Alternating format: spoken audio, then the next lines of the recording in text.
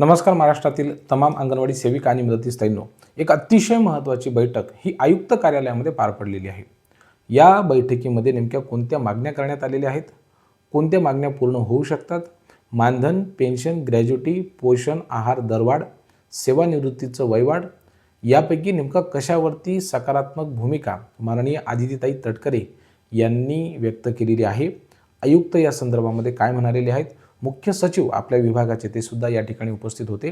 या बैठकीला कुठल्या संघटनेचे पदाधिकारी उपस्थित होते आणि कुठल्या प्रश्नांवरती तोडगा निघाला म्हणजे त्यावरती तो आगामी काळामध्ये लागू होणार आहे, याबद्दल सविस्तर अशी माहिती, आयुक्त कार्यालयातील बैठकीची माहिती या व्हिडिओच्या माध्यमातून बहिणींनो आपण बघणार आहोत. बघा बहिणींनो, एक गोष्ट लक्षात घ्या की ज्या वेळेला तुम्ही अंगणवाडी सेविका किंवा मदतनीस या पदावरती जॉईन करता, तर त्यावेळेला तुमचं सेवानिवृत्तीचं वय देखील आधीच सांगितलं जातं. म्हणजे तुम्हाला कधी रिटायर होण्याचं आहे ते 60 वर्ष असेल, 65 वर्ष असेल. आता बघा, मागे काय झालेलं माहिती आहे का, थेट नियुक्ती झाली. थेट नियुक्तींच्या माध्यमातून ज्या अंगणवाडी मदतनीसताई होत्या, तर यांना असं सांगितलं होतं की तुमचं जे सेवानिवृत्तीचं वय आहे तर ते किती असेल, 60 वर्ष. बरोबर आहे. आपल्या सर्वांना ही गोष्ट ऑलरेडी माहीत आहे की तुम्ही कधी रिटायर होणार, वयाच्या 60व्या वर्षी तुम्ही रिटायर होणार असं सांगण्यात आलेलं होतं. परंतु आता आपल्याला जी काही माहिती मिळत आहे, बहिणींनो लक्षात घ्या, त्यानुसार तुमचा विश्वास देखील बसणार नाही, परंतु हे जे वय आहे ना ते आता 65 वर्ष होणार याबद्दल जवळपास सकारात्मक चर्चा झालेली आहे. किती वर्ष? 65 वर्ष. म्हणजे महाराष्ट्रातील तमाम मदतनीसताईंसाठी ही एक सकारात्मक बाब आहे असं म्हणायला आपण काही हरकत नाही. बरोबर आहे. ज्या नव्यानं थेट नियुक्त झालेल्या आहेत त्यांच्या संदर्भामध्ये. आता दुसरा अत्यंत महत्त्वाचा निर्णय काय झाला किंवा ज्यावरती सकारात्मकता झाली ते बघू. बघा बहिणींनो, आपण मुलांना जो पोषण आहार देतो त्याच्या संदर्भामध्ये खूपच तक्रारी प्राप्त होतात. आता हे प्राप्त होण्यामागचं कारण असं आहे की त्याचा दर्जा, बरोबर आहे, तो कसा पाहिजे तसा नसतो किंवा पालक याच्याबद्दल नेहमी थोडीशी नाराजी व्यक्त करत असतात. ठीक आहे.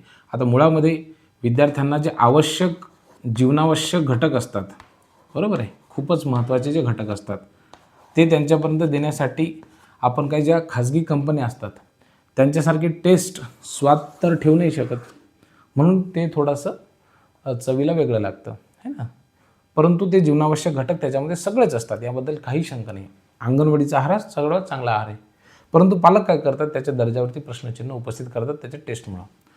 तर याच्यावरती जो काही खर्च होतो तर त्या खर्चामध्ये आता वाढ करण्यास या ठिकाणी सकारात्मक असल्याचं सांगितलं जात आहे. ठीक आहे.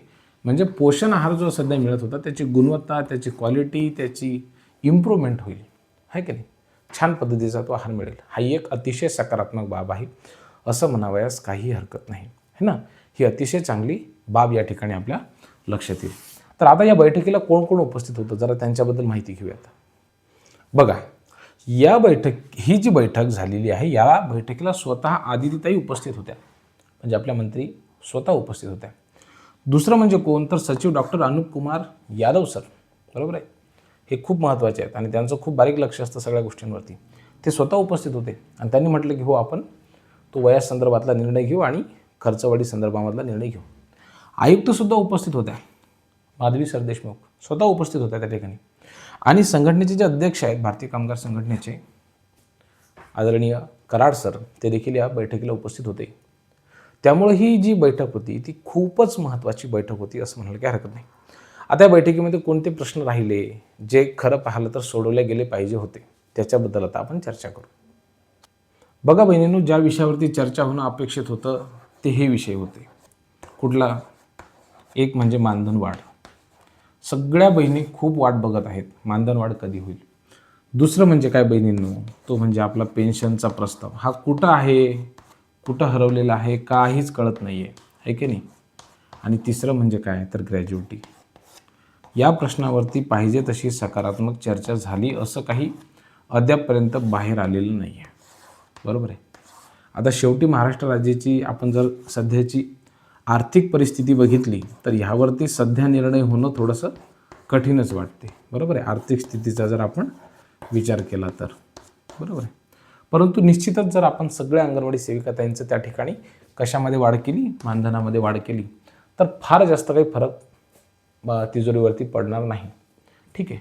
म्हणून साधारणतः 3 ते 5,000 रुपयांची वाढ या ठिकाणी करण्यात यावी सेविकाताई आणि मदतनीसताईंच्या मानधनामध्ये, अशी मागणी सर्व स्तरामधून होत आहे आणि हे व्हायला पाहिजे असं आपणा सर्वांचं देखील मत आहे. बहिणींनो, ही माहिती तुम्हाला कशी वाटली? या बैठकीमध्ये कुठल्या आणखी विषय चर्चेला यायला पाहिजे होते? तुमचं मत काय असेल हे आम्हाला कमेंटच्या माध्यमातून कळवायला विसरू नका. धन्यवाद.